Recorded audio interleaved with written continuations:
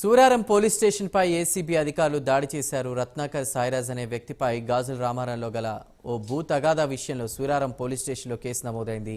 సాయిరాజ్ అనే బాధితుడికి సీఐ వెంకటేశం పలుమార్లు ఫోన్ చేసి పీడీ యాక్ట్ కేసు నమోదు చేస్తానని బెదిరించాడు. 5 లక్షల రూపాయలు ఇస్తే ఈ కేసు నుండి తీసివేస్తానని చెప్పడంతో బాధితుడు సీఐతో 3 లక్షలకు బేరం కుదుర్చుకున్నాడు. ఇప్పటికే 2 లక్షల రూపాయలు ఇవ్వగా మిగతా 1 లక్ష ఇస్తుండగా సూరారం సీఐని వలవేసి పట్టుకున్నామంటూ రంగారెడ్డి జిల్లా ఏసీబీ డీఎస్పీ ఆనంద్ కుమార్ తెలిపారు.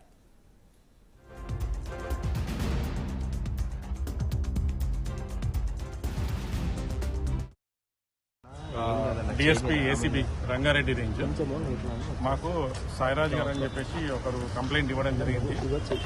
ఏంటంటే ఇక్కడ ఇన్స్పెక్టర్ వెంకటేశం గారు అని చెప్పేసి సూరారం ఎస్హెచ్ఓ గారు ఉన్నారు. ఆయనని ఒక కేసు అయింది. ఆయనకు ఒక ల్యాండ్ ఉంది. ఆ ల్యాండ్ ఇష్యూలో నైబర్స్ తోటి ప్లస్ ఓనర్స్ తోటి ఒక ఇష్యూలో కేసు రిజిస్టర్ అయింది.